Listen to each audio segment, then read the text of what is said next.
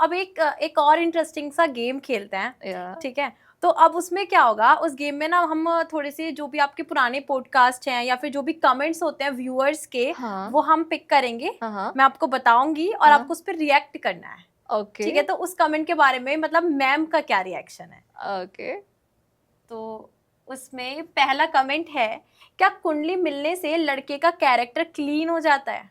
Astrologist की जरूरत ही क्या है? आप कुंडली मिलाते रहो, क्लीन कराते रहो अपने कुंडली।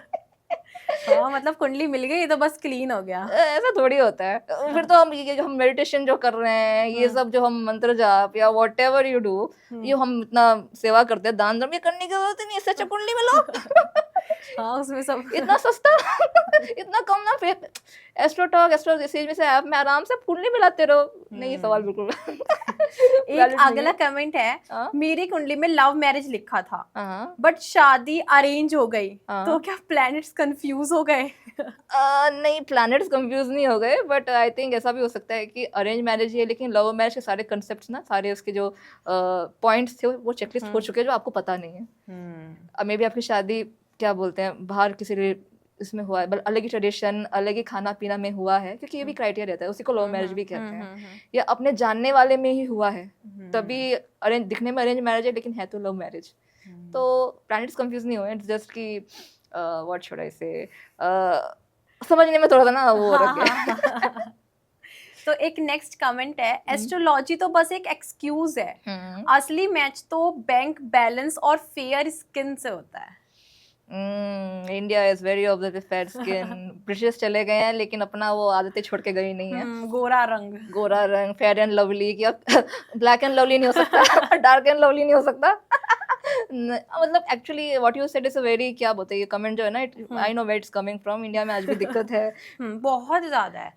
मतलब कलर की तो पता नहीं क्या इशू मतलब रहता है, या सो वो रहता है। तो और बैंक बैलेंस भी, बैंक बैलेंस तो एक्चुअली अब यहाँ पे भी अब दिक्कत ये है कि इट्स अ वेरी, क्या बताऊँ, ज़रूरी भी या नहीं भी है। अगर आपने एक ऐसे लड़के से शादी कर ली जिसका पैसा कुछ भी नहीं है, तो आपके अकाउंट से पैसे जा रहे होंगे। इट्स अ वेरी, इस सवाल का ना क्या मतलब फिर तो 50-50 अकॉर्डिंग टू मी 50-50 हो। हाँ राइट है ना, मतलब दोनों साइड से एफर्ट, दोनों का बैंक बैलेंस सही हो, या फिर साथ में कमा लो। साथ में कमा लो। हाँ मतलब बैंक बैलेंस राइट। जैसे जैसे आई टोल्ड यू ना कि कुंडली मिलान जैसे इससे क्या बोलते हैं, प्रिलिमिनरी है, मतलब स्टार्टिंग में छाटोगे, बाद में ये चीजें भी देखनी है, तभी आपकी शादी अच्छी चलेगी।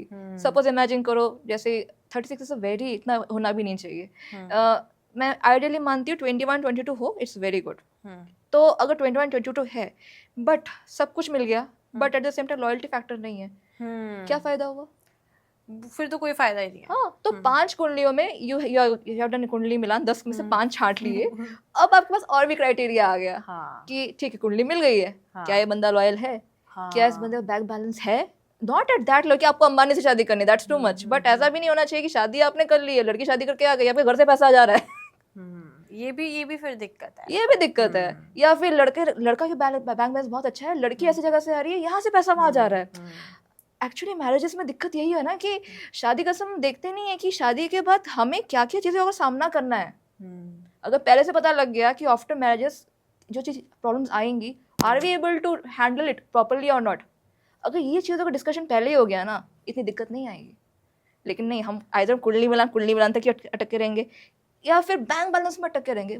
कोई बीच में, कोई क्या बोलते हैं, एक मीडियम नहीं है क्या, मतलब एक मीटिंग पॉइंट होना चाहिए ना कि कुंडली मिलान भी देख लिया और बाकी फैक्टर्स भी देख लिया, फिर वो शादी कितनी ब्यूटीफुल हो जाएगी। हाँ, इट्स वेरी इंपॉर्टेंट कि आप हर एस्पेक्ट से देखो, वो बहुत इंपॉर्टेंट है।